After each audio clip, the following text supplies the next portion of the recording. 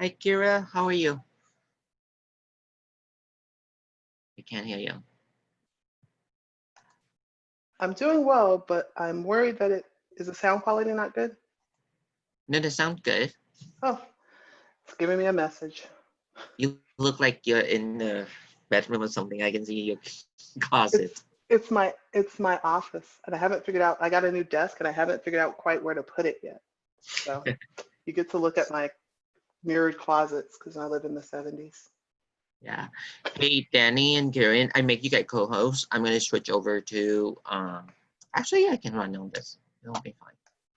I just change my name. Rename.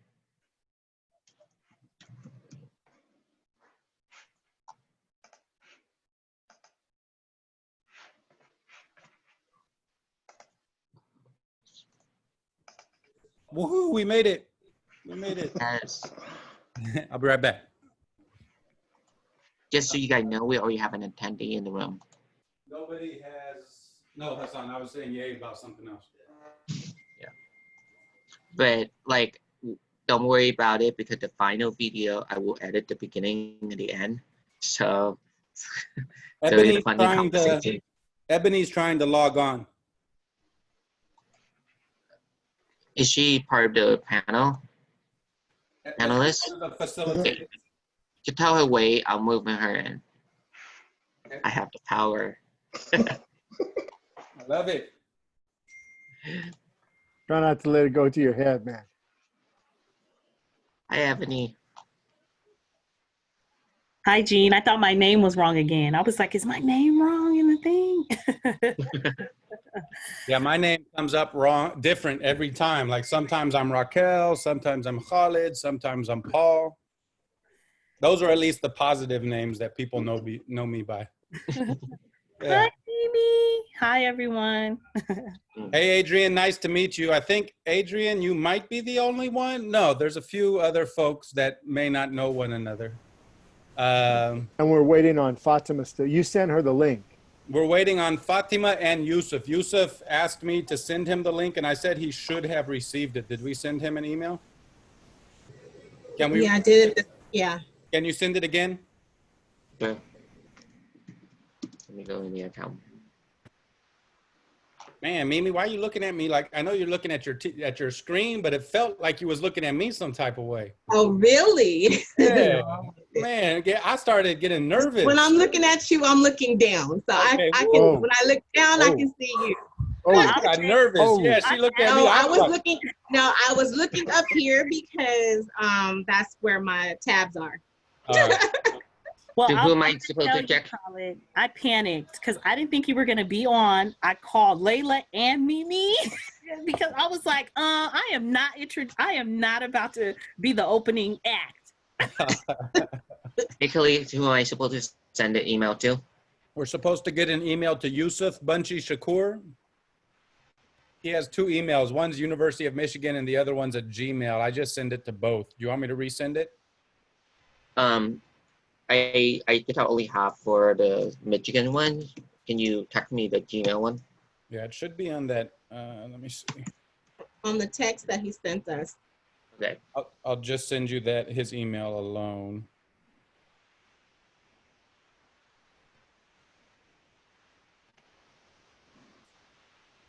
Oh, I found it. You found it? Yeah. I have to say, Khalid, I'm less scared of you than I used to be. Me? Because here's why. I saw you curse out the media in La Mesa, but then at the end, you were like, thank you. I was like, that's when you mad, but you were raised right. Like, hey, how do you end a speech like that? Like I was like, thank you. I yield my time. I'm telling you, is it Kyra? Is that how I say your name? Kyra? Kira. Kyra. Yes. Let me tell you, that moments of that speech give me great joy. When I sometimes I'll just text about the blue, like, hey, remember when you said crocodile tears and the milk from your precious bonds? So first of all, I didn't know that it was live. And so I just figured, well, they'll edit out everything anyways. So you know what, I might as well let them have it. And the politicians who did it before me were just saying such, BS. So I figured, you know what, no harm, no foul. And then people are like, oh, they just cut off your knee. I'm looking at my text. They just cut your news feed off. I wasn't watching it on television. I was watching it online, and there was no cutoff. So it was, and I was like, he just told them all their business out loud, but then at the end was like, thank you very much. I've been doing that at work ever since then. Like, I'll just like say something crazy, like just mad at everybody, and then I'm like, oh yeah, I kind of lost a little bit. So then I think it's okay if I just go, thank you. At least the full, at least the whole last minute, the whole last 60 seconds, I was internally trying to think like, how am I supposed to stop this? Like, you don't, it's difficult to go from there to just walking like, what do I do? I have a number of suggestions in case you find yourself in that situation again. Yeah. Moonwalk. Moonwalk, yeah. So we don't have a lot of time. I see Annie Rios has joined us. Hey, Annie.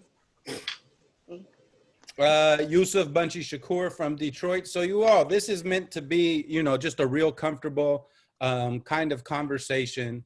I'll begin just with a quick intro to political education, and then I'll, I think there's a way for me to hide my, hide self-view.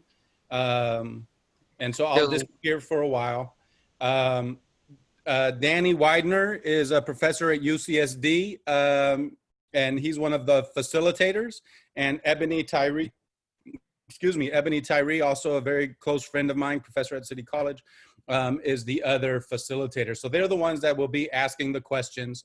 Brother, I see Brother Yusuf Bunchy Shakur from Detroit, Community Movement Builders, and Restoring the Neighborhood Back to the Hood is here as well. I'm just so excited, man. What an amazing group of folks. Danny, do we already have Dr. Fatima? Has she joined already? We missing only Fatima.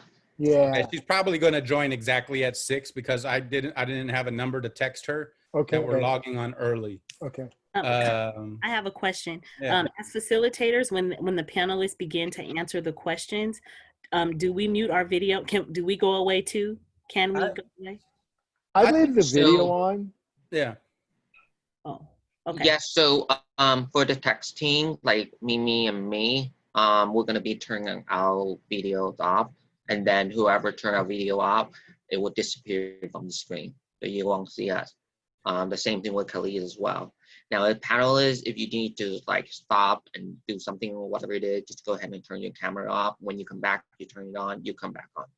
Yeah, and Ebony, to answer your question, I would leave it on because it'll be too weird for you to like disappear and then appear, ask a question, then disappear again. If there's something happening where you have to kind of not be there, just, you know, mute your screen or whatever, but don't go into hide mode. I think it'll be weird. And I kind of like it when you can see all the panelists because then we know they're listening. And, you know, oh, deep, right? Like, so it's more of a kind of a conversation as opposed to just a lecture. But yeah, I think it's probably better to leave it on. Panelists, just so you know, if you end up speaking, you know, too much, which is amazing because we want to hear everything, one of the facilitators will like gently interrupt, say something or whatever, and it's no diss, it's no foul. We love you. It's just we want to make sure that everybody has an opportunity. Having said that, I don't think we're going to be doing a lot of cutting out. And it looks like we have Dr. Fatima El Tayyib joining us. Yeah, hi, sorry. Hello. I'm so excited to have another literature person in political education with us. So Ebony Tyree is one of the facilitators, also a lit major. And Dr. Danny Widener, unfortunately not a part of the literature bunch, but we let him hang out.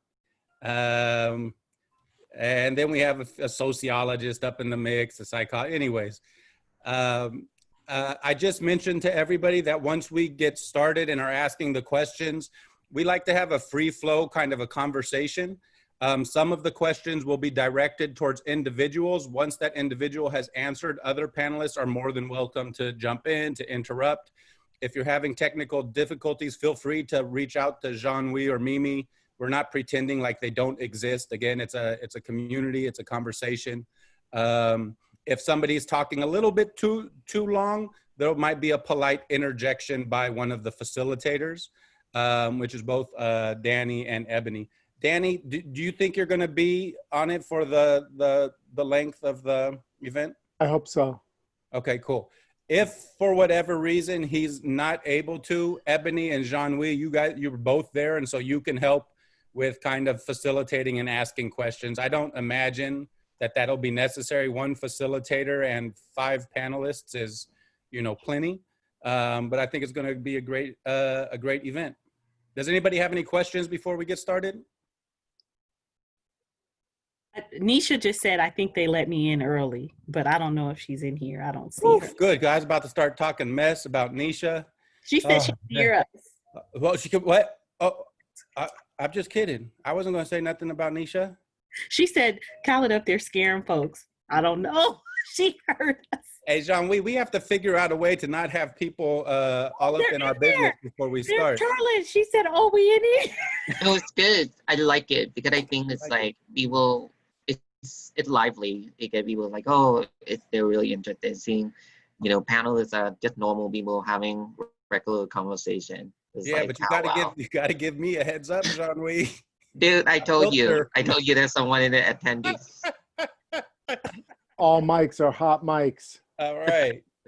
Well, let's go ahead and get started then, everybody. Hold on 1 second. So Let me stop the video for myself and Mimi, and then we'll mute ourselves as well and give it about 3-second pause and then start.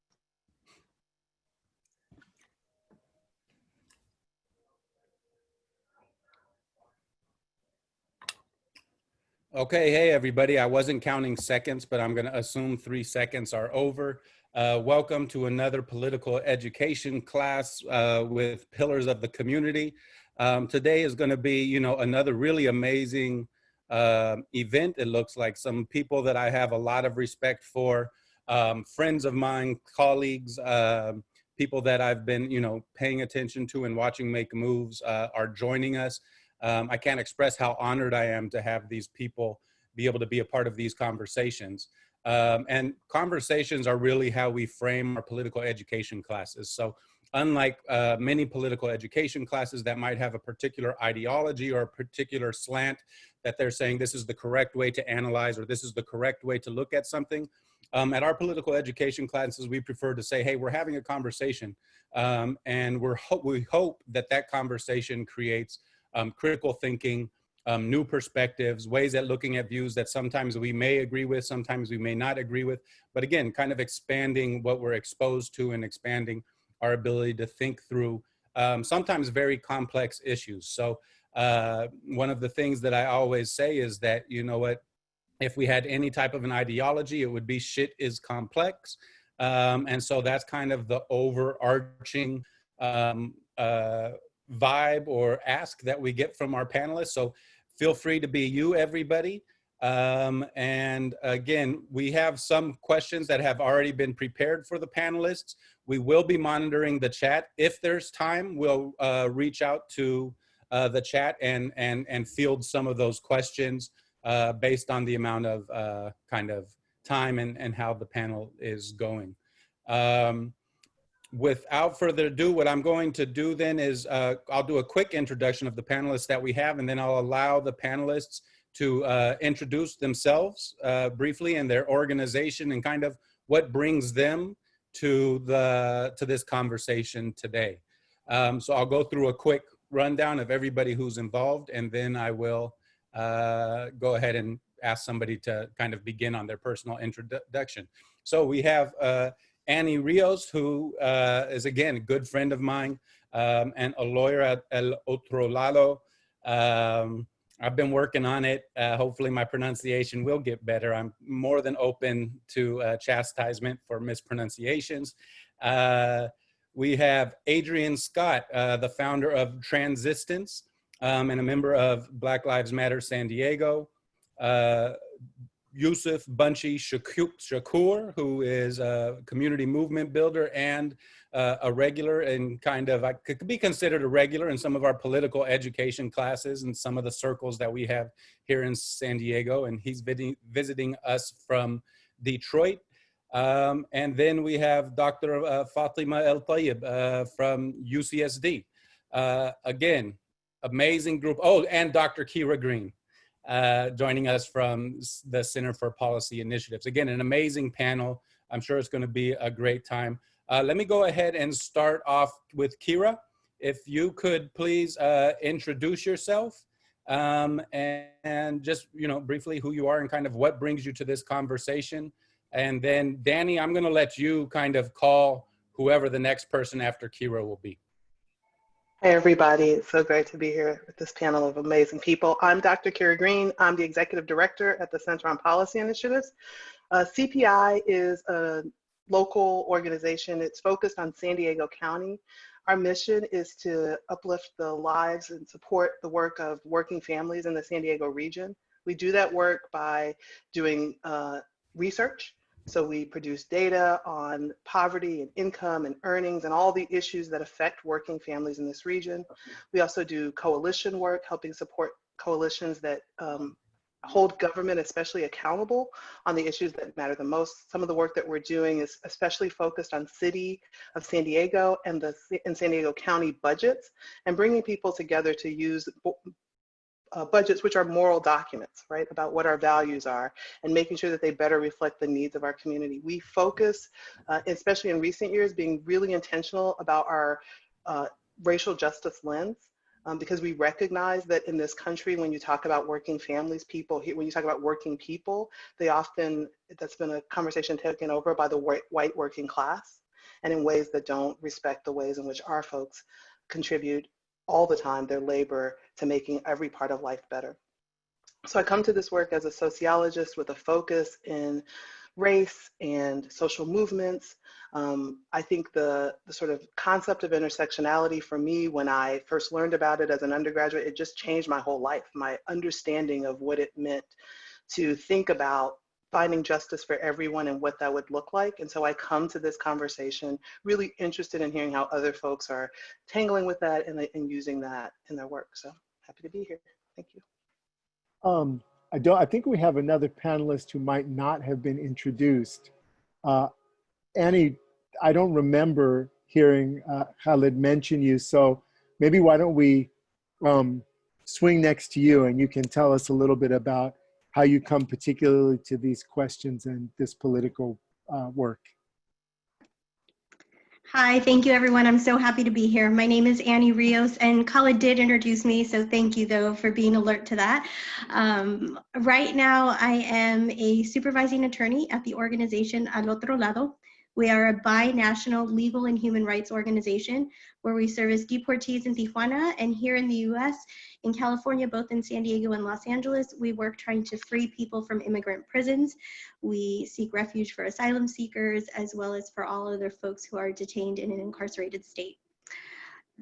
Let's see, before that I've been working as an attorney for about the past 10 years as a human rights attorney. I have worked with our local rape crisis center representing victims and survivors of domestic violence and sexual assault. And I have also worked advocating alongside folks who are experiencing homelessness and living on the street. I come to this conversation as a queer femme Chicana. I come to this conversation because I love to talk about how we can all come together and burn this shit down. So my pronouns are she, her, and ella, and again, I'm really happy to be here. Fantastic. Ebony, do you want to make the next call? Sure. How about we go to our brother Yusuf? He spoke at City College some time back, so it's good to see you. Thank you. Honor and pleasure to be with you guys tonight. I'm from Detroit, and we say what up, though. I am also a member of Community Movement Builders, a national organization that have 6 to 7 chapters across the country. what brings me to this space. I think intersectionality as a term, something that's maybe 10, 12 years old, probably 15 at the most. But in terms of movement building, transformation, it's been always there, right? We just name it. For myself, intersecting my struggles, being raised by my mother, my father being absent, the identities of being a gang member, being in prison, meet my father there, and the transformation that came out of that, not only just from an individual standpoint, but a transformation within the collectiveness of struggling and fighting for liberation. And I think intersectionality also pushes us to continue to dig deeper within our roots and how we connect with other people, and part of our growth. So that's how I see intersectionality as a revolutionary tool to grow and to be in revolutionary movements. Thank you, Yusuf. Adrian, would you be willing to introduce yourself to those of us watching in, please? Hi, everyone. Mix Adrian Donovan Scott. My pronouns are they, them, theirs. I am the founder of Transistence Network and one of the organizers behind Black Lives Matter San Diego and March for Black Women San Diego. My organization, the Transistence Network, offers community sports, peer-led community support, navigation, radical resources, and wellness, as well as love and support from folks, Black and brown radical queers and trans folks throughout San Diego who have navigated the systems of poverty, of housing, of homelessness, of drug addiction, of sex work, of literally all the intersectionalities of what it is that we are trying to uplift in our work. So that came about from seeing a lot of folks not being able to, or a lot of Black and brown folks, especially Black trans women, myself included, not as a Black trans woman, but as a Black woman, perceivably Black woman before, and now as a trans non-binary person. Our lack of safety and security when walking through neighborhoods and just generally San Diego, and going out to those established gay resources and having the same, facing the same anti-Blackness within those established communities as we do outside and on the streets. So I founded that so that within my small circle, it was a way for us to have peer community support, real world understanding of what it is that we're actually facing, rather than for anyone who's been through various systems, having to always go to these clinics or these institutions with people who've read books about our lives, but not actual understanding of what it is that it takes to survive, to come up, to navigate those systems. So what I have done on my own time as a poor, degenerate sex worker, trans Black boy, and with the little bit of money that the city had provided me at the time, was give back to those who don't have the opportunities that I have, that don't, or that aren't able to speak the way that I have, that don't maybe have the strength or courage to go to certain institutions and shout them down, or try to correct their anti-Blackness or their homophobia or their transphobia. So it's us boots on the ground, really navigating our lives and reaching out to one another so that nobody is really left behind. And I think that's pretty much how I came to be connected with this discussion. Just my continuous involvement in the community, screaming out to those various institutions, just doing all that it takes in order to survive with whatever I have available to me. So I really appreciate being on this panel as well. Fantastic. Ebony, maybe we can roll your introduction question, Fatima's self-description into the first. I was thinking the question. same thing. Yes, Perfect. we're on the same page. Cool. So Dr. Fatima El-Tayeb, we would ask you to introduce yourself as well. And after that, if you don't mind, just going into beginning our discussion by giving us the background, your understanding of the background of the term intersectionality, and Kimberly Crenshaw's essay popularizing the term. So introduce, and if you need me to repeat the question, I can. No, I think I got it. Thank you. So yeah, my name is Fatima El-Tayeb. I teach at UCSD in literature, ethnic studies, and critical gender studies. And my academic work pretty much comes out of my political work, which centers on Black, immigrant, queer of color, feminist communities. I'm from Europe, so a lot of my work is centered there, but obviously the issues we're dealing with in Europe and here around racism, other forms of oppression are very similar. So I've been kind of doing the same kind of work here from a queer of color centered perspective. Right now I'm part of a network called Free Them All, which focuses on prison abolition, including immigration prisons, Otay Mesa, but ideally all of them.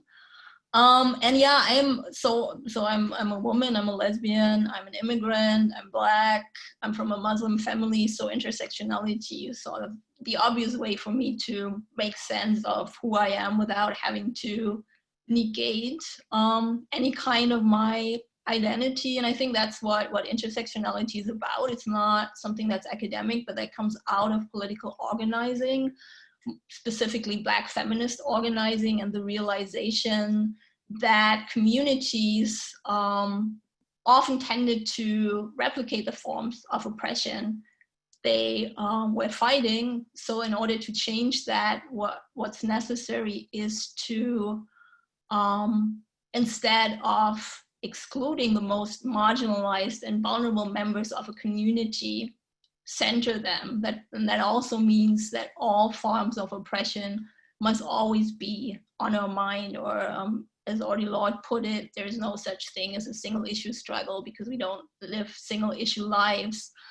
And this is something that Kimberly Crenshaw theorized in the late 80s using this metaphor at the intersection, starting out with the examples of Black women. So Black women stand at the intersection of racism and sexism, which means that they experience both, different from the ways that Black men or white women experience them. But paradoxically, exactly because they experience both forms of oppression, their experience was usually ignored. When people talked about sexism, they talked about how white women experience sexism. When people talked about racism, they talked about how Black men experienced racism. So that was the context out of which Crenshaw's theorizing came. So intersectionality both looks at why that is the case. Why, if you embody multiple forms of oppression, what tends to happen is that your oppression is negated within a liberation movement. And she looks at the intersecting vectors of oppression that are in play in this process. So basically intersectionality understands that racism, sexism, transphobia, classism, and so on don't just all exist at the same time, but they interact constantly to build a system of racist, heteropatriarchal capitalism that defines an idealized norm and punishes everyone who's different. So if we as political organizers only focus on one form of repression, we tend to reproduce all the others. Or in other words, the norm basically is white, straight, cis, able-bodied, middle class male. And the further you are away from this normal position, the more likely it is that your interest will be ignored even within an oppositional movement, which is, I think, something that we all experienced in various political contexts. One example would be the queer movement's focus on marriage equality, which privileged the interests of white, cis, middle-class gay men, because the major difference between them and what's considered normal is their sexual orientation. Whereas this movement did very little, say, for Black lesbian single mothers who face multiple other forms of oppression other than the one based on sexual orientation. So out of this repeated experience comes the realization that every movement needs to center the interests of its most marginalized members, as you can see right now in the attempt to center the positionality of, in particular, Black trans women within the BLM movement. So if we are attentive to the oppression that they face, we will automatically be attentive to all our oppressions.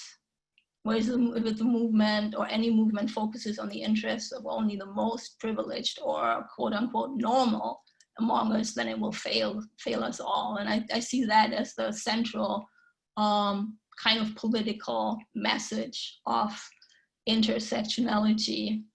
And another thing that I think is important about intersectionality is that it very much practices that the personal is political. So that's something that doesn't only apply to our political work, but to our interactions in every context, personal relationship, work relationships. We always have to be aware of our positionality in a particular context, and we can't just assume that we're on the same page because we have the same end goal. We always have to reassess our relationship and have to make sure that we don't normalize certain positions at the cost of excluding others. So that's an ongoing process, but I think it's also the process that keeps movements alive.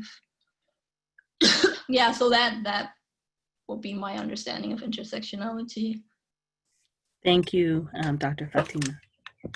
I think that's a fantastic introduction and really clear-sighted and wide-ranging at the same time. And I saw a lot of kind of facial recognition clues that people were vibing with different parts of what got said. And also presumably that people had their own angles and takes. So what I wanted to kind of do is open up from that perspective or that point of departure, a question or a conversation about how our political work reflects the particular experiences of the different communities that we work with or that we see as perhaps our base or the particular political homes or locations that we have. How do those spaces interact with this question of police violence, maybe in particular ways, just as a way to kind of give the folks who are dialed in some sense of the variety of experiences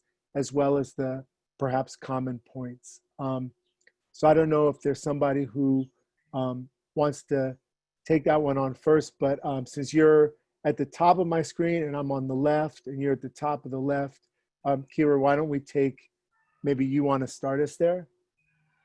Yeah, I mean, I feel like for me, part of how I think about this concept of intersectionality and how it affects our work at CPI and how I come to it is just recognizing that, especially around police violence, I want to start before it even gets to police violence, just the question of how people conceive of what the meaning of policing is to begin with, and how it was critical to understand like how people's positions along these different dimensions shape their experiences of it. And so I was thinking about when Dr. Fatima was raising up this issue of like, what's the norm?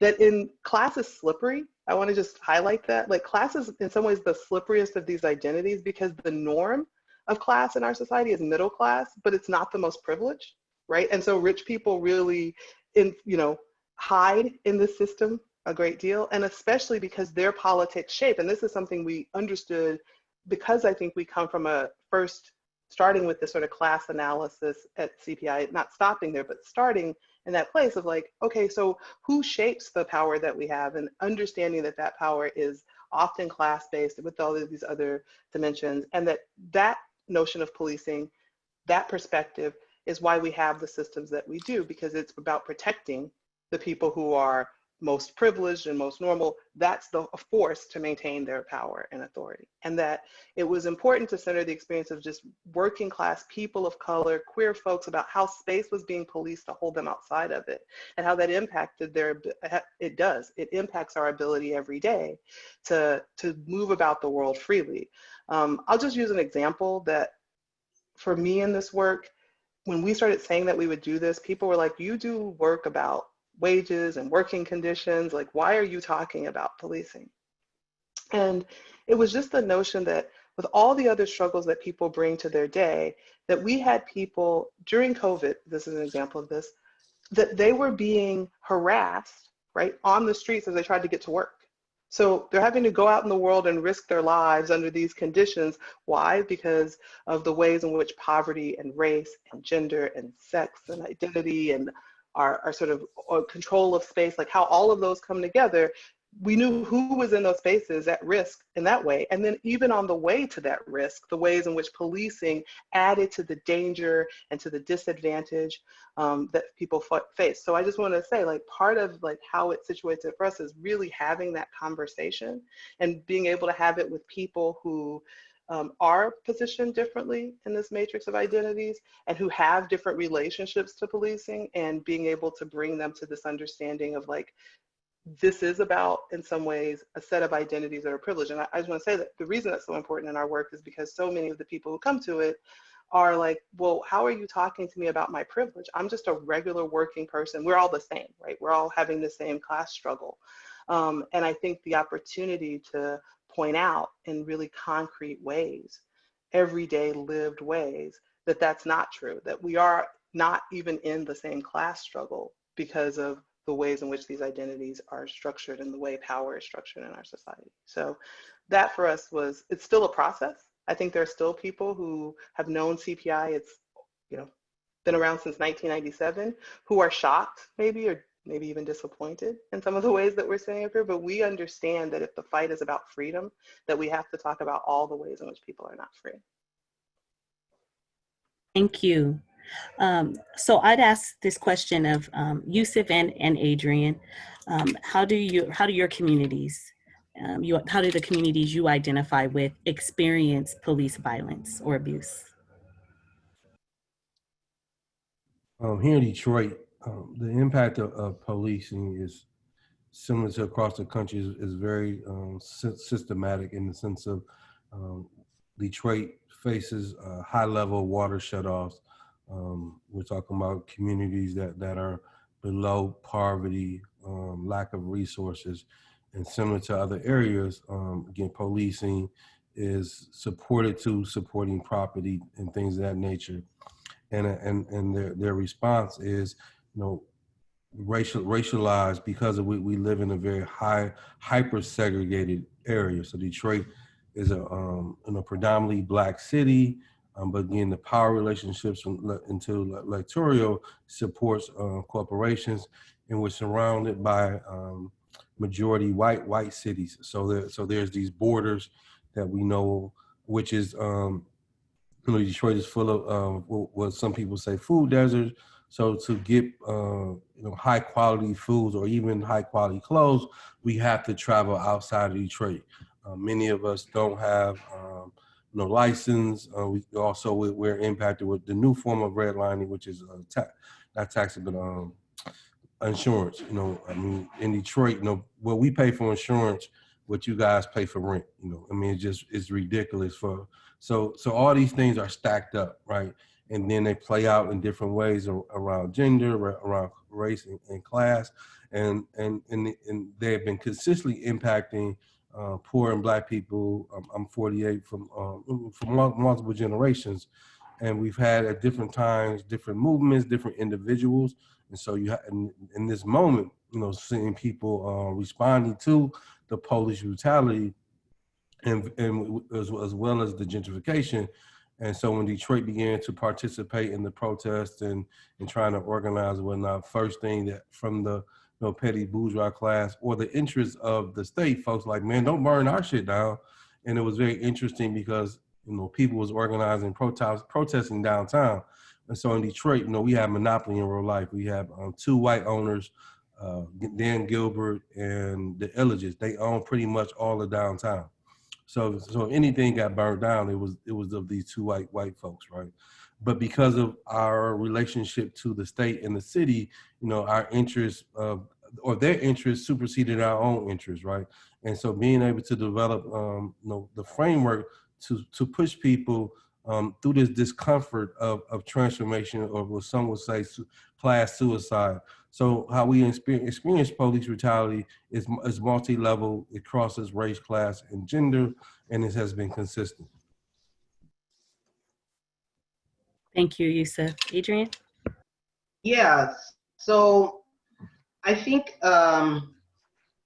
especially with who I work with, we're on the streets. A lot of us, I myself have come up through being homelessness, drug addiction, sex work. So those are the folks that I usually gravitate towards, and those are the ones that come to me for the assistance. So when we talk about policing, we're of course talking about how it's affected Black folks in general, but Black trans women specifically, or trans folks in general. When cops are called upon us, they have to make a decision on how they perceive or what they perceive our bodies to be. And from there, we're further demonized, and put under a further microscope, and humiliated for who we are as trans folks.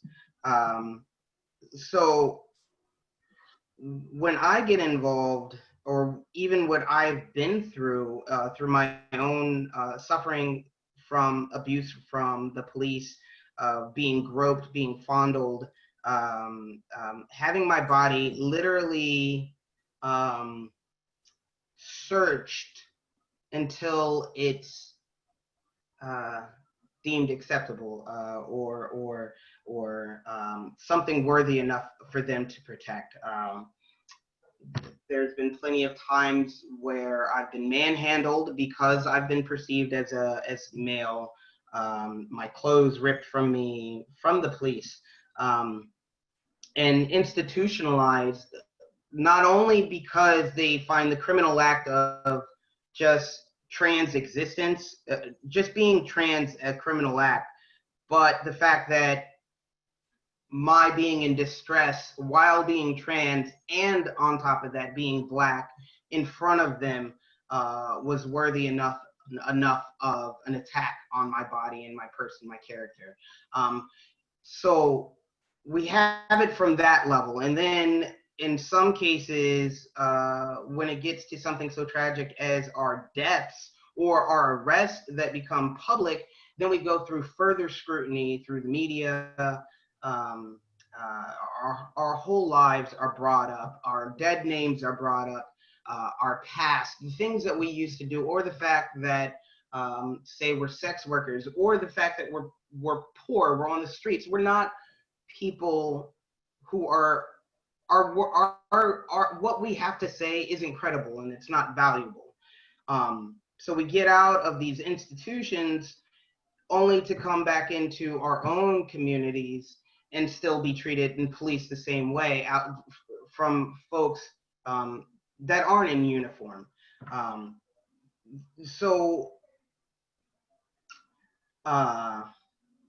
I'm sorry, I'm having so many different thoughts and memories coming up for me.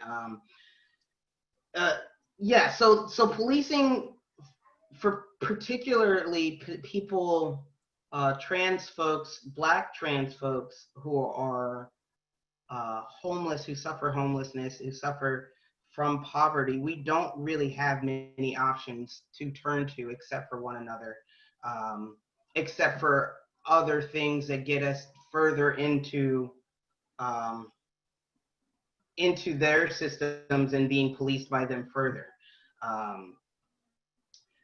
So when it's like trying to dismantle these things, we can talk a lot about how we need to march for Black trans women, but if you once that hashtag has died down and you go in your houses, what are you actually doing to support trans people? What are you doing to really be there for trans folks? What are you doing to actively bring attention the harm that policing has done to the trans community? And what are you doing in order to build to break down the lack of understanding within your own Black community or Latinx community or non-white community, even the white communities as well? What are you doing in order to further understand what our lives really entail, what it really means to be a poor Black sex worker on the street who's just getting policed? Because we see these videos of, say, like Elijah McCain, who's walking, who's just a cold Black boy, just minding his own business, walking along, and these things happen to us every day.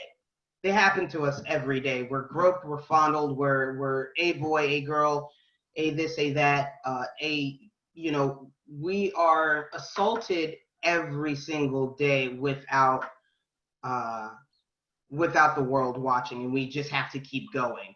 On top of that, we have to figure out our next meal. On top of that, we also have to figure out where we're going to get a warm bed, while trying to do it as safely and legally as possible, but it's also a survival. So some laws have to be broken. Those things aren't necessarily always fully addressed when we're talking about how policing really affects us, the PTSD that we have to deal with on a daily basis, the wanting to turn to our own community for so we have alternatives to the police, but realizing that our own community are the ones that are also attacking us as well. I want to thank you, and we got some really interesting feedback from your comments that I think we could return to. I wanted to ask Annie a version of the same question in terms of the particular experience of police violence in the context of the immigration rights work and the undocumented community that you work with. But I was wondering if you would also be willing to speak to another question, possibly, which is, I'm from LA, like, a few of us are. And of course, that's a place that has seen recently a police murder of a young Latinx man, but also a much longer history of police violence against both the brown and Black community. As a non-Latino person, Latinx person, I've seen in the past what seemed to me a kind of different perception in the community, a different perception, a different reaction on the part of Black and brown political forces, where it seemed that it was almost mandatory for all Black political figures at some level to at least give lip service to the idea of police malpractice. And it seemed like that was a much more difficult hill to get other segments of the Latinx community to engage, whether that would be middle-class people, the business community, elected officials. And that issue of the kind of deserving and the undeserving really seemed to come to the fore. So I wonder if that's a correct perception as an outsider, and if it's something that maybe you organizationally or politically have thought about ways to struggle with, alongside the kind of question about how you see the really critical realm right now of immigration rights in terms of the broader struggle against police violence. Yes, and thank you for asking that question, because I think that as a Chicana, as a Latinx person, there is racism that we have to look at introspectively within our culture and within our community so that we can address how divisive upholding white supremacy is, not only with others that we can form connections with and seek liberation for everyone, but there's no way that we can find our own liberation when other people are oppressed anywhere. And until that is really recognized from our community, I think that we're always going to be at a standstill. So, and I'll definitely get into more in the immigration justice realm. I think something that is extremely important, as I mentioned, is being reflective and introspective as to what is our role in seeking liberation for all people. And I can give an example with a very, very recent joyous result that we got from the Supreme Court, which is that DACA was upheld.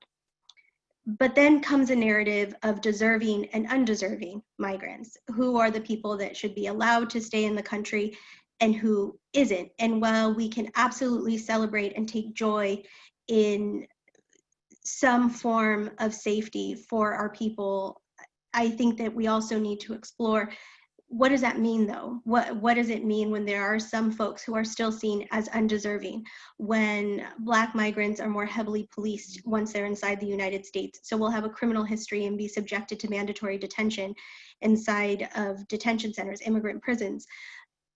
And for me, what that has meant is really looking critically at who am I upset at and who am I rallying for.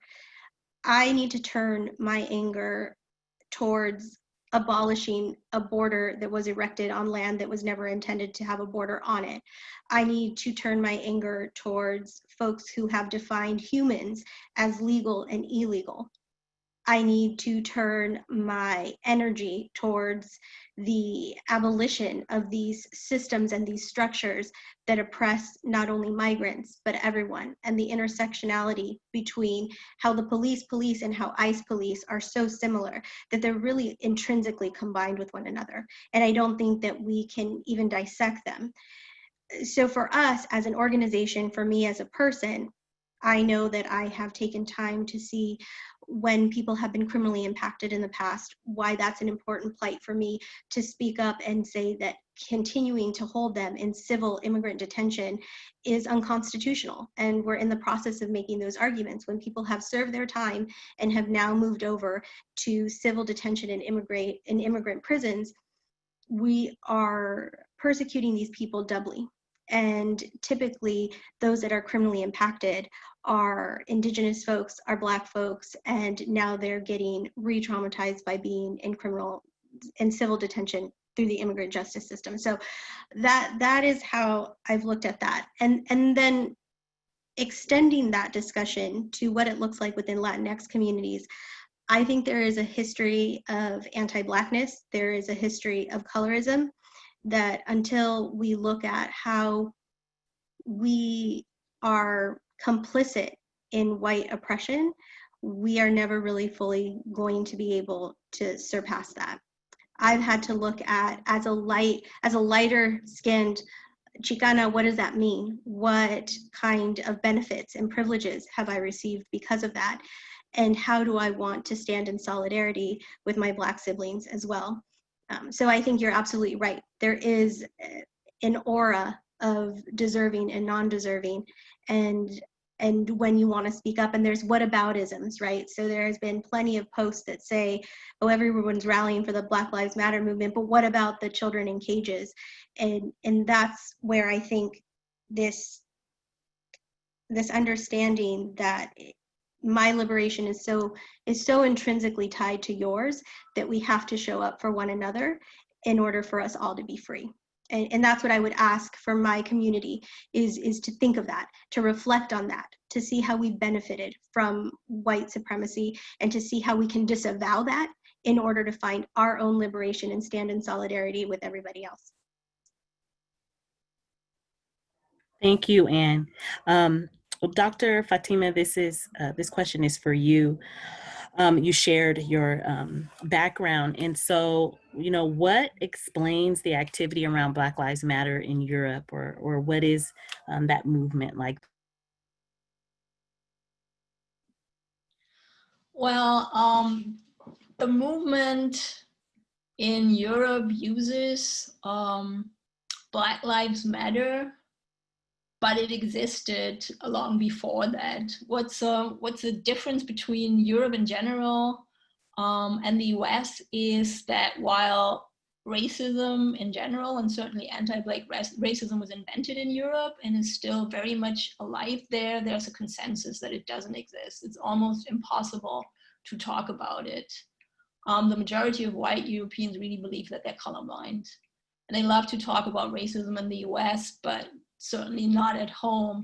So growing up, the US was always a focus for us because there was a movement, there was a language. So I think that one of the many levels of intersectionality is of course also the relationship within the African diaspora. But there's anti-Black police violence all across Europe. People are murdered by police, but even more people are murdered by what would be the European equivalent of ICE. So a lot of people die in immigration detention. They are shot, they supposedly commit suicide, or die in other ways. And racial profiling, I think the German Supreme Court declared it illegal 2 years ago. Before that, the consensus was that makes sense. You know, of course, you can make assumptions based on someone's race. So the situation in some ways is very similar, and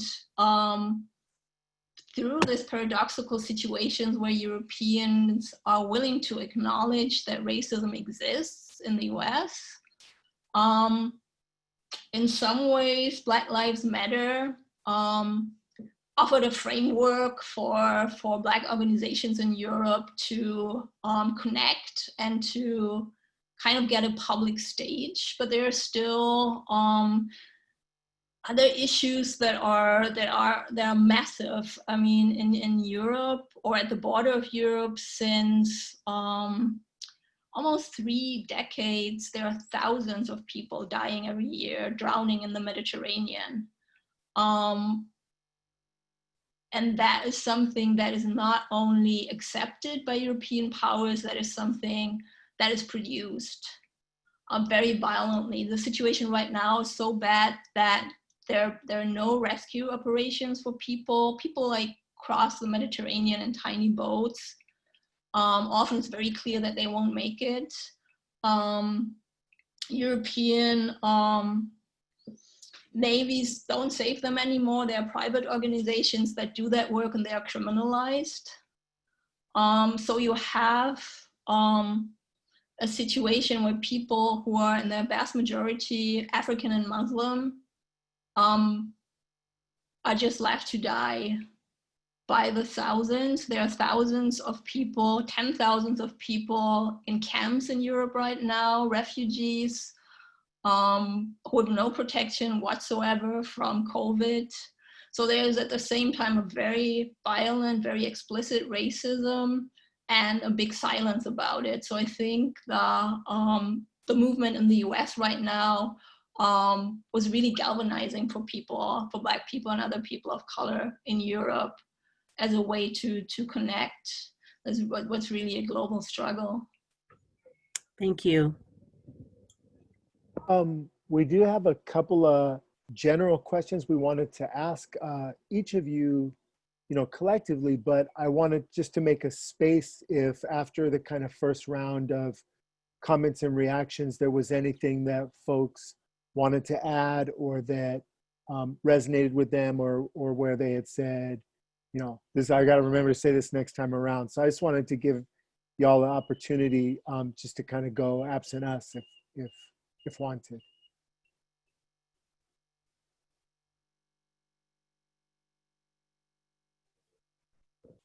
No?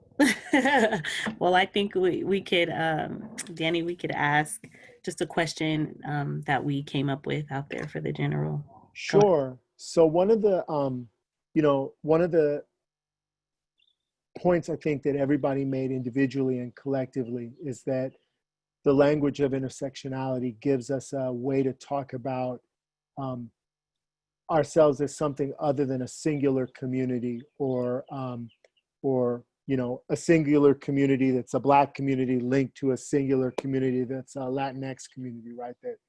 That there's a greater heterogeneity and variation. So I guess from that, I'm interested to know a little bit about whether folks think police accountability, police abolition, community control, any of the languages we might have for a goal or a place we might be trying to reach in this moment, how you feel that looks in the community or in the base or in the place you come out of, and or if you see some danger signs or limitations, or if you have some concerns about where you think things headed, that you maybe think a different lens or framework might allow us to avoid some of the errors or mistakes maybe that we identify previous moments or movements as having made. And anybody should jump in wherever they want. I'm going to go ahead and jump in here, and I may not actually be answering the question that you asked me. I may have just like gone somewhere else, and I'll be free with that. That's cool, because we ask people to say what they want to say in the first place anyway. Exactly.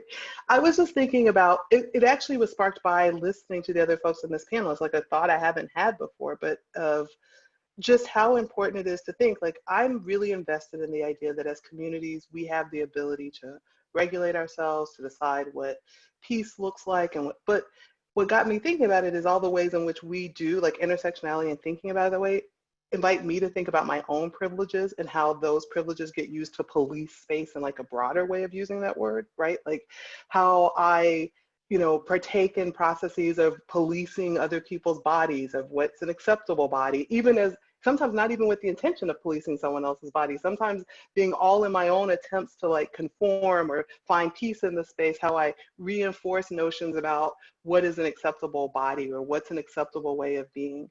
And also it got me thinking about how, you know, I hope in this moment that some of the things I heard from other folks in the panel, but I especially associated with the comments that Annie was making about, like, I also hope for, you know, Black, cis women, that I'm still thinking about this notion of how I have not always stepped into a space of thinking about protecting and standing in true solidarity with my immigrant brothers and sisters and other siblings, right? I haven't always done that because I've thought, not from my privilege, not thinking of it as a privilege, thinking so much about the fact that my own sense of being an American is contested and unclear and like struggling with it. So the idea of speaking in a space when I don't feel like, well, what does that have to do with me? Like learning over the years to grow into a space where I see the importance of it, and I see that it's different, which I think is the other thing about this concept that invites you to see the differences of ways that oppression show up, but how they can be different and similar and the same at the same time, right? So like it's not exactly the same. There's not a state, there's not the same straight structures that police my citizenship, my sense of belonging, but nevertheless, there's a broader structure that questions it in the same way of my right to be here, of, you know, when people say, go home to someone, what does it mean that the response I was taught to give as a Black kid growing up in Kentucky is, I'm already home, as opposed to the language of talking about the right of anybody who wants to call this home, right? Like those types of things I feel like have been sparked in this conversation about how I don't think of myself, I sometimes fail to think about my own privileges and how my adaptations to it actually help serve the system. And I'm worried that we're not doing enough for that. If I'm not doing it, maybe that's also not happening for other people. So I'll go next.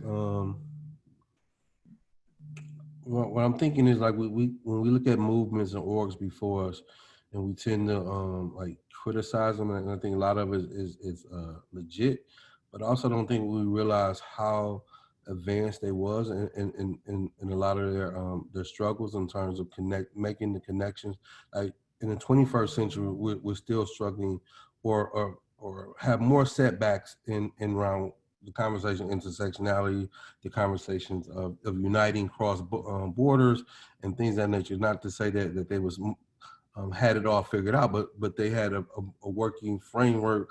And I think they was more clear politically in terms of thought, in terms of practice, and I think that's something that we can learn from that. And like all struggles are we won't be the same struggles, but you know, how do we get in a room and have ideological dialogues? How do we sharpen each other? You know, like even with tonight's round, where we say political education, where we're not so sensitive, we're taking everything personal. Again, and I think that this is the lack of true leadership development or organizational development, as some of us identify from COINTELPRO, but also I think just in any movement or any org in a time frame. And I think particularly for this moment, to make sure like we're not perpetuating those things. Like, you know, in every city there's new faces, new emergence, which is beautiful, right? But what spaces are they truly developing, right? And how they're holding into past traditions and those who have been doing it. So again, creating those spaces where we can coexist and not fighting with each other. And I think, you know, trying to develop those frameworks will help us move forward, because in the reality, when we talk about liberation, that's a protracted struggle. You know, we may not win it in 10 years. You know, it's a long-term fight. And so as Jamal said, no, we need long-term revolutionaries. I wanted to thank Kira for bringing up or recognizing your own privilege, and to add on to that, for other people to realize. And Danny, I apologize if this doesn't even answer your original question, but when we're thinking about our own privileges and policing, and the folks that we're fighting for, the most marginalized, whether or not we're actually bringing them to the table and listening to what it is that they have to say, allowing them to speak and fully address their concerns without the judgment and without the policing of their bodies, their speech, their education or lack thereof, is absolutely necessary in the fight. And the fight for revolution and for their freedom, particularly because so often we get into these moments of uplifting their voices while speaking for them. And if we don't actually take the time to dismantle our own policing of one another, then we won't actually hear their concerns and what it is that they're suffering, the little nuanced things. Because it's one thing to sit back, like in the case of COVID, when all hell broke loose and everyone was like, well, you have to isolate, you have to go home, yet I'm sitting here around 17th and Market, around Petco Park. Where are we gonna go? Where are these folks gonna go? Where do we even have to turn to? We can't even go and ask for directions without being, what do you need directions for? You don't have anywhere to go. You have nothing. And that's a lot of courage, just to, when you've been out on the streets for so long and you're getting hit from every different angle, and literally the threat of your life from these different police agencies are coming at you. The courage that it takes in order just to lift your voice, to ask for help, to ask for directions, are just so often dismissed and go unheard and aren't even really considered in these fights. So and maybe it's biased because I'm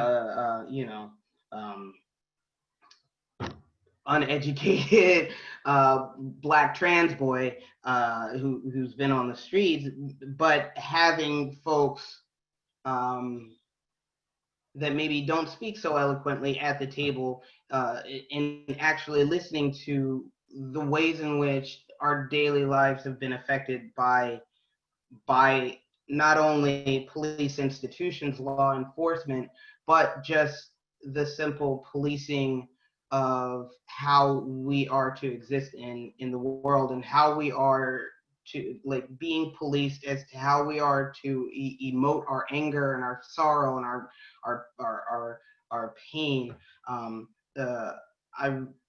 It's one thing to talk about fighting for the most marginalized, but if you're not actually listening to us and putting us there and understanding, breaking down, dismantling your own white supremacy to really build a connection with the most marginalized, and stepping out of your own comfort zone, then you're doing the service a grave disservice. You're doing the work a grave disservice. And as regard to seeing actions in the past where we have self-governed, I think it's become harder because the laws got smarter. And it's one thing to say, let's get out there and vote, let's do this. But if we're not voting smart, and if we're not actually challenging those policies, those policy makers, as well as the folks in the office, if we're not actually being smart and saying, these things are not right, this and this and this and this is not right, this has to change, and holding those folks accountable.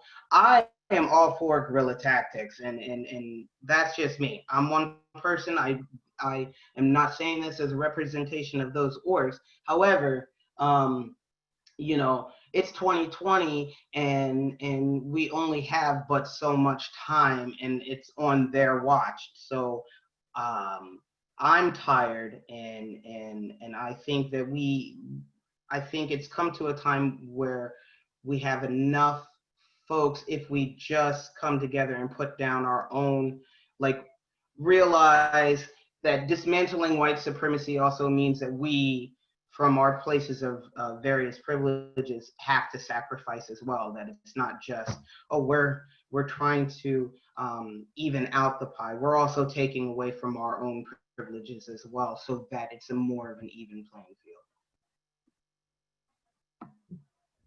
Thank you, Adrian. So I have a question, and anyone can take it, but it's about intersectionality. And so why do you think, or, you know, why does this happen, if you believe it does?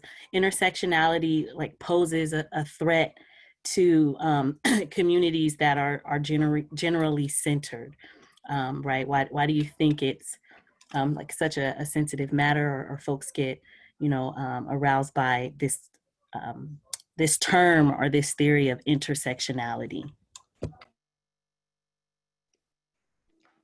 I'll go ahead and answer that, because I think that Adrian was very eloquent about explaining that when we start to dismantle what white supremacy typically looks like, and when we start to address our own privilege, it means we get less than, or we invite other people to the table that we were normally seated at with very limited seats, and we felt like we earned that and we deserve that and we should be there. And all of a sudden somebody's telling you, get up and move, so that you can make room to hear other voices, and so that you can make room to start dreaming and idealizing what we want this community to look like and what we want it to be. And it's very difficult. I think it is very, very difficult to do that. So I just a really quick answer, because I don't think people want to give up their privilege. I don't think people want to give up what they have already established. And when we start talking about intersectionality, it forces people to address their own privileges, how they benefit, and you're asking for somebody to give up some of their pie. And I think it's just as simple as, I don't want to. Oh, and really, really quickly, just addressing the last question, because I wanted to bring up the topic of being an abolitionist while also thinking of what accountability might look like for folks who have harmed communities. And I'm really excited about that. I will constantly say that I think dreaming of what a future without police looks like is fascinating, and it makes me so enthusiastic of what our new future can look like, precisely because of the intersectionality that we hold as activists, as organizers. If we do have that table, or whatever we want to call it, it may not even be a table anymore, whatever we do have, if we look at how we want to see justice, we can imagine that. And if we want to see accountability, we can dream that. And I think Black, Indigenous, people of color dreaming is resistance to white supremacy. And maybe it doesn't look like one cop goes to jail. Maybe it looks like every time a cop kills somebody, we release 10 people from death row. Maybe that's what accountability looks like. Maybe we start dreaming of what our justice can look like. So I'm really excited about headed towards a place where we don't have police and we don't have prisons. Yeah, thank you. Do other folks want to speak also to the question that Ebony posed? Ebony, do you want to maybe say it again? I have more. Yeah, I have more questions. I could build on that a little bit too. But yes, it was just about why does it, cause so much upset in communities that are centered. But I also want to ask the question about, how does, I guess, the institution of our enslaved people and Blackness play a role in how does it complicate, right, or cause some of these issues to be complex within the Black communities? Can we address, or does anybody want to address some of the complexities associated with intersectionality in terms of Blackness? I think in terms of, as we continue to redefine or define what Blackness is, right? It challenges us to confront what Blackness has not been, and as we continue to grow and develop through different struggles, particularly with Black men and how the shaping of Black men within the struggles, right? And now we're at a place of reimagining what that looks like in the greater scheme. And also, I mean, one of the things, however we may feel about Black Lives Matter as a movement, it has ushered in, Black trans, Black queer, Black women in a way that has never been at the forefront of our movements, to be able to have conversation around sexual identities and whatnot, which are same thing that we're wrestling with white folks, right? This comfort conversation, but again, as I alluded to earlier, these are political conversations. They're tied to class suicide. They're tied to transformation. Again, me as a Black man who stands as a Black nationalist, revolutionary, if I'm truly fighting for liberation, then I should be fighting for liberation for all Black people. As a revolutionary, I should be fighting for liberation for all people. Again, this is a principle that I stand on. Then there's mechanics within that sometimes we don't even realize that we still fall short with, even as we say we're putting ourselves on these pedestals.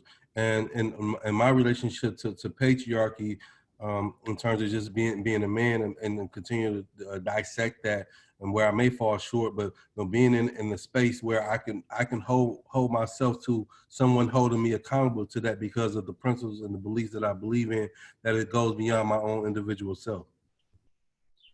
Thank you. I just wanted, from that, I just wanted to say one quick thing, which is, a few folks talked about older moments or movements that existed before. And I just wanted to say, one thing I would really encourage everybody who's in the audience to take a look at is really the history of the Young Lords Party.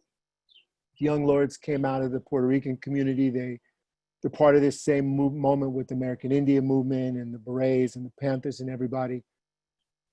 But as far as I know, they were really the most critical of anti-Blackness within the Latino community, of patriarchy, of homophobia, that they made the most sincere effort, like all organizations, with mixed success. But I think the Young Lords are one of the organizations that folks who are around today, especially those of us in California, places without large Boricua communities, really can look at and learn from, not adopt wholesale, but it is an important organization, and one that sometimes gets lost for those of us who don't come from the Puerto Rican community.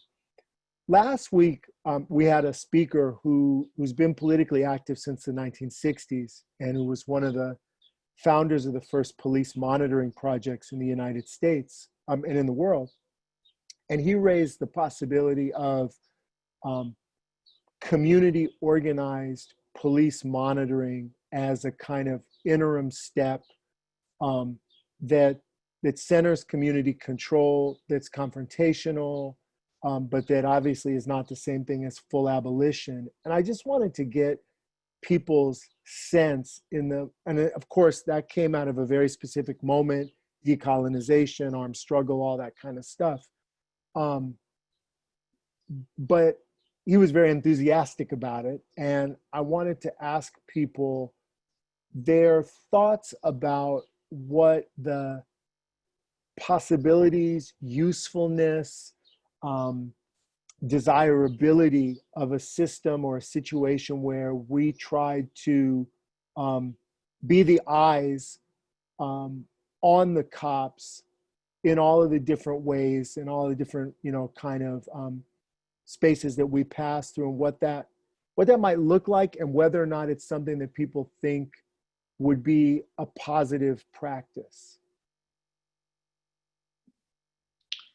I wanted to say first to your first point, Danny, that there's a difference, of course, between how movements play out and the stories we tell about them afterwards. So there are like lots of examples in history of queer people, of trans people being very central to movements, but that story gets erased again and again because somehow it seems more powerful to focus on unity, but unity then means erasing difference. And I think what's so powerful about intersectionality is that it sees difference as a potential and not something to fear. And that's something we all learn, right? And this is why, as has been said, it's so hard for us also to acknowledge our privileges, because we have to admit that we have something that we shouldn't have. And I think that working on that and building alternative structures, I think personally is more productive than focusing on the police. There's of course also the question of allyship, in particular white allyship, and if that would be a job for them. But I think what is exciting about the moment now is that for the first time, I feel there's a broader group of people that goes beyond this panic reaction of, if we abolish the police, who's going to protect us? And I agree with Anne that it's really exciting to think about a system where we realize what is protected is mostly our privileges and we don't really need them. So how do we replace that with? So I would be more interested in focusing on our communities and how we interact. But that doesn't exclude, of course, the possibility to watch the police, but I'm not sure how much that can actually do right now. Thank you. Anyone else want to address that?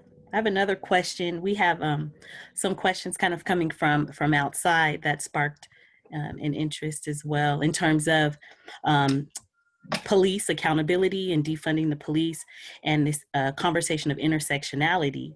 And Dr. Abdimalik Bull is asking, are we having an intersectional approach to defunding, police or law enforcement currently? Are we, not addressing Border Patrol, Homeland Security, and TSA for our Latinx and Muslim population? So I guess the question, kind of is, how intersectional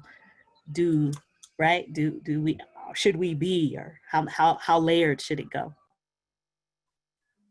I can say one thing about, I'm sorry. No, go on. Please, after you, Adrian.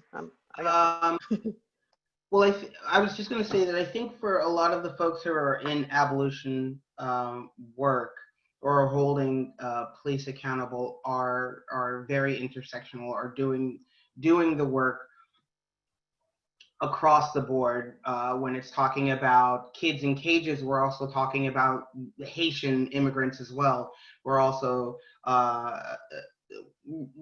those who are doing the work are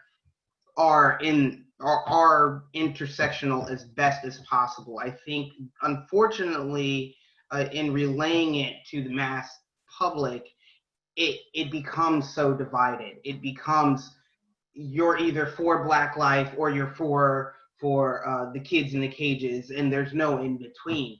But those of us who are behind the scenes, who are boots on the ground, who are doing the work, are fighting across the board. We're fighting for Black life. We're fighting for children. We're fighting for immigrants of all races and genders. So yeah, Kira. If I learn how to unmute, it'll work. So I was just, I mean, I feel like it was inspired by the same point, Adrian, this idea that also, yes, we are not yet having, I think the people who've been doing this work have been thinking in intersectional terms. Absolutely. I also think when we talk about the people who are newly coming into this work, into this movement, there's a lot of work that people have to do. I think all movement work is also your work. It's like, you got to do this inside of yourself. And I think in particular, understanding that the same way we talk about privilege and our identities as being like this spatial relationship, it was Dr. Fatima that was describing, like, you know, our distance from privilege or our closeness to privilege. And I was thinking about how like that is our closeness to privilege, our relationship to privilege is almost directly proportional in some cases to our relationship to police, right? So in the community I live in, we had an action, I guess it's been almost a month now. People showed up, it was peaceful, but the people who have had the best relationship with police historically, even though they're in this moment being radicalized, like they're not necessarily thinking about the safety of the other. They're not able to clearly see the way the choices they're making are keep creating danger for other people, because even though their minds are opening up a little bit, right, or maybe a lot for them, it feels like, but there's still a moment where it's like, yeah, but the folks who are most marginalized here, I believe, should also set the conditions for how much risk we're willing to take. Because you can take all that privilege and decide you want to have a confrontation in this moment. But are you thinking about the fact that when the violence comes back, it's probably not going to be directed at the person who feels the most privileged and the most open to do it. It is consistently, like, I'll be really personal about it. I am married to a white person. And I remember the first time he was ever pulled over by the police. He started talking the way he's used to talking to the police, right? Like he was just having like a chat. He was moving his hands all around. He was just like, you know, he was having, and I was like, right, when they decide it's dangerous, you're not the person they're gonna shoot. When they decide that this is unruly behavior, you're not the person who's getting thrown to the ground. That is my consistent experiences of not just policing, right, of any kinds of attempts to of the oppressive system to like exercise itself directly. And so I think there's just work that we have to do as we do this work with folks to bring them along. I don't think that's meant to shame anybody or discourage them from engaging in this work. I think it's exactly the purpose of this kind of space of political education, where we have real conversations about our intent and then our responsibility as we step into this space. Our responsibility is to recognize privilege and then think about at every moment, what privileges am I experiencing right now? How is it influencing my activism even? And what I think is safe, and how do I learn? And I'm going to be learning this the rest of my life. How do I learn to stop and ask the person in the most danger and the most risk in this situation, where is your comfort level? Where do you want to be in this movement? And I think if we did that, if I started talking about it, I must have heard it somewhere, I don't know where, and I'm sorry that I don't remember, but like about moving at the speed of the people and the speed of us moving as a people together. And so I don't think that separates out from having like our dreams of abolition. I think we should dream as big. We should not slow down the size of our dreams, but sometimes the speed of our action and the risk of our action, I think, does not reflect truly deeply intersectional thinking. Thank you, Kara. Anyone else want to address that? Danny, do you have anything? I was just even, thinking about, the original question, and I think, Kara, you may have addressed some of that, but how do we, you know, juggle the complexities of that when, especially now, we're saying, you know, there's a focus on, you know, Black lives. And I think initially, in my opinion, it was Black males in particular.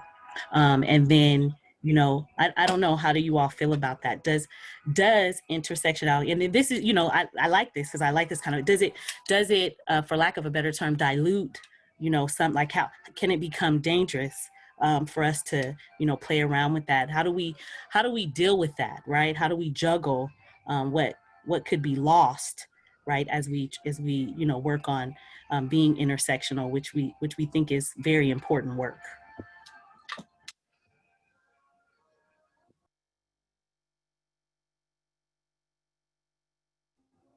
I think it's a tough question. I don't know, but yes, how what do you all think? I mean, do we just not? Well, I don't think intersectionality means that you can't prioritize particular struggles at particular points, as long as you keep in mind that they're not all or the most important. They're the most important right now. And exactly because you understand that those struggles are connected, you can pull yourself behind whatever the focus on Black men. If you're not a Black man, that's totally not the point if you have an intersectional approach. So I think that's an argument that's very often used against intersectionality. You're either this or that. If you're for that, you're not for this. But it's really it's just an attempt to divide, I think, because yeah, intersectionality absolutely doesn't mean to say, well, you're privileged in this regard, so I won't stand behind you. That's absolutely not what it is. I think it's also, I agree very much with that. And I also think that it's difficult to answer the particular question you pose in an answer that's supposed to cover everything, right? To give you two examples, we see people in the street now exposing vulnerable people to danger and to really vicious police violence. Some of us were in La Mesa and we saw it, right? But I'll give you a different example. The first sustained political struggle I was in was around the liberation of Southern Africa. And at that time, especially at the universities, the students who were most eager to have a physical confrontation, not just fighting with the police, but building the shanty towns, defending the shanty towns, were white students, a lot of whom came out of the more kind of anarchist, non-hierarchical tradition. And a lot of the Black students made the point that we were likely to be exposed to the most violent police because we're in Los Angeles and the fucking police were exposing us to violence anyway. Looking back from 30 years now, the confrontation that happened with the state against the students was necessary to getting us toward divestment from Southern Africa. And something similar is going to be necessary to get us to divest from Palestine, fossil fuels, all the kinds of places where we have to move. Bodies are going to be broken. And so what the process is going to be where movements democratically can decide the circumstances under which people are going to take those risks, who's going to take the risks in the heat of the moment, what happens with provocations, provocateurs, all that kind of stuff is really, it happens in the moment and in the mix. So it's hard. I just want to say that it's difficult sometimes, I think, for us to put in practice some of the different arguments about how to be democratic, how to take cognizance of people's different places that they enter, and movement building. That's why we tried to have different perspectives and we tried to bring multiple voices and we tried to have a conversation that people could hear different things in. I think because it's very difficult to answer those kinds of questions concretely in the absence of actually building a movement. So the movement we have now or the activity we have now, I think may answer some of those questions differently than they got answered around Central American solidarity, the sanctuary movement in the 80s, the struggle with the police in the 90s. You know, we're building, you know, we're building as we go. But I think the place of confrontation is an important one, and I don't want to abandon it, because I think at the end of the day, the changes that we want are about forcing people who hold power to give up power. And all of us are going to be exposed to a great deal of violence, like the violence. I know a lot of you guys personally, so I know you have experienced that violence prior to now, and it's not going to go away. You know what I mean? And I think Huey P. Newton, who's a guy who, you know, he's a very checkered historical figure, but he said something clear. He said, none of us gets out of here alive. And I think that's the political reality of being a Black person, an Indigenous person, a Latinx person in this society. We won't survive, you know, and we didn't come here to survive. We came here to demolish what couldn't be saved. Yes, thanks. That's true.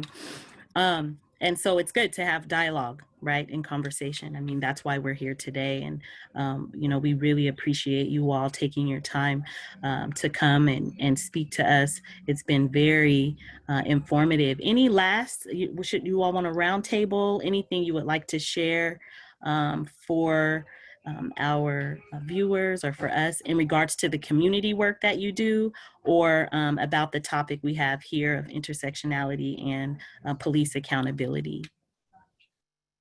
Or any shout outs to directions you want to point people to maybe get involved with things that you may have going on that you think people should know about and hear. So I add real quick. I think in terms of intersectionality, it's not a simplistic word or terminology that we can just grab hold to. I think there's a lot of folks who began to use it where it's been co-opted and misconstrued that have led to a lot of the confusion. And I think fundamentally intersectionality is a struggle word. We have to struggle through our differences to reach to a certain level. So to the point around, you know, particularly to Black people and other oppressed people, we're all oppressed. As a Black man, I may be oppressed differently than a Black woman. A Black woman is oppressed differently than a Black trans, and et cetera, et cetera. But part of that work is what it is. It's work. But I think too many of us will get lazy. Too many of us want to take shortcuts and run through the alleys and not go down the long streets and want to get in the rooms and struggle through the real shit. And the real shit is being discomforted and finding the commonality and the common ground to our struggles. Again, you know, principally, if I'm saying for the liberation and I'm just upholding Black men, that's a contradiction. It's a contradiction to the struggles and vice versa. So again, how do we, you know, find our medium ground? To today, if the struggles are pushing the agenda around Black trans, let's get behind it. If the struggles tomorrow is about Black men, Black women, it's within the umbrella of Black folks, and we're pushing the struggle around Black people. Ultimately, where we're trying to get to it. So I think, you know, trying to develop those mechanisms to work through those struggles to advance the overall struggle is what it's about. I just wanted to say that if you're going to do this work, if you're going to get involved, if you're going to educate yourself, realize that this isn't a hashtag, this is a movement, which means it's ongoing. It has to continuously move. And in order for it to continuously move, you have to check your ego. A lot of what we're up against is our own ego. It is just not wanting to give up. So in order to really further this and keep it going, keep progressing what it is that we're working towards, it is realizing that this is for the betterment of all of us. If we're just starting with one thing, it's for the betterment of everything. The civil rights movement led to open the door for so many other folks so many other folks in ethnicities and cultures around the globe to make their way to this American freedom or whatever. But with checking our ego is unpacking our privilege, so that we can allow ourselves to be educated. So that we can allow ourselves to be educated in the right way, so that everybody has a chance at the microphone.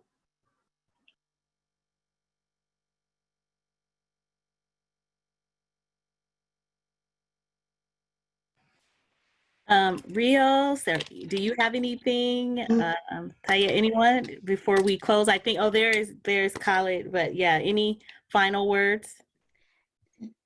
Echoing what others have said before me, that this is a movement, this is a long-term goal. And for everybody who has joined recently, dialogue, discourse, that's all welcome. But I encourage folks who have just recently started to be engaged with the movement towards abolition or any kind of movement to take the time to fall back and look at who the leaders are and learn from those leaders.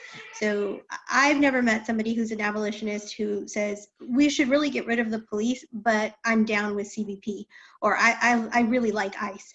No, nobody in that. And so that question could have, we can take the time to learn from people who have been doing this work for a long time and see that intersectionality already exists, that the people who have been doing this work have been struggling internally, have been struggling within their communities to already try and achieve this or come as close to achieving this as possible. So I'm totally down with everybody that wants to join. I'm extremely happy that people are now invested, but I also think there's a time to know when you need to fall back and when you need to learn and take the lead from people who have been doing this, or from people who you should be learning from. If I could, I just want to make sure that I say to folks that this movement is also, all movements are both and. So it's about both defunding the police, but I also want to raise up the work that I'm a part of, and so many people here are a part of, through the Community Budget Alliance in the City of San Diego and the Invest in San Diego Families work. It's both about defunding the police, but it's also that people have dreams and visions for our communities, and that it's about breathing life into those things that we also want, not just what we don't want. I think those can live together, and they do in this work. And so just encouraging people to come find out more about it, bring the perspective of the organizations and communities you bring, because what we do know in the work that we do at CPI is that we have people who are amazing, but there are more of us, and there's more, and this is not a table that has any limits. So like there's space for all of us to bring our vision and our dreams and our bodies and our work and our minds to this space. And so I would hope that people go check out the CPI website, cpisandiego.org, and get connected to the mailing list, come join us. Like, that's why I'm here, because the thing I forgot to say at the beginning of this is that my people, I always should say that, my people are all oppressed people. That's the moment of my knowing my connection to other people is through oppression. That's the truth. So thank you all for this. Well, I'll go ahead and jump in there. That's a good place to kind of leave off. The idea that anybody would not want to fight for somebody who is oppressed is an extremely problematic idea. And until we begin to kind of look at things and live outside the kind of the rules and the identities and the categories that have been put upon us, and look at things as the oppressor and the oppressed, and recognize that, as we always say, that shit is complex. We're going to have a long way to go. So again, man, what an amazing panel. Thank you so much. I'm just, so honored and blessed to know each and every one of you, to have had the opportunity for you to come. Once again, we would not be able to do this if it wasn't for all of our background tech. And so Mimi and Jean-Louis, I don't know if you're there, but if you can make yourself seen, if we can draw back the curtain so everybody can appreciate you.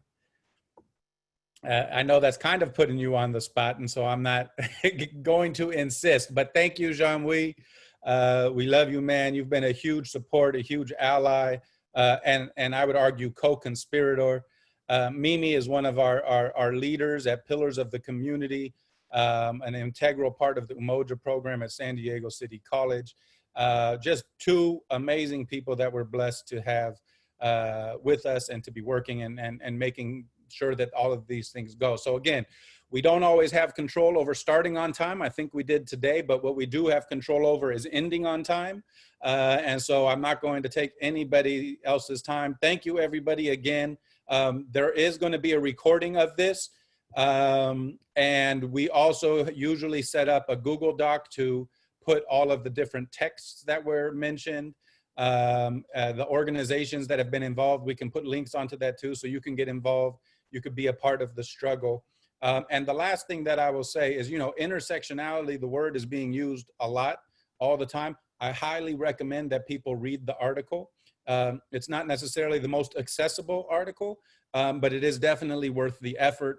Read the article. Hey, watch the TED Talk if you want to watch the TED Talk. But let's inform ourselves about the things that we talk about, so that, again, so that we can learn and continue these very kind of critical conversations with one another. Again, thank you, everybody. I'm going to peace out.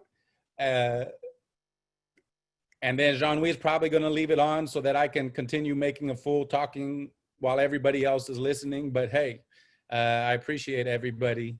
Thank goodness for editing. Thank you very much. See y'all next week. Peace. Bye. Thank you. Yeah. And now everyone quiet and all the stuff, attending, leaving, should be stop recording.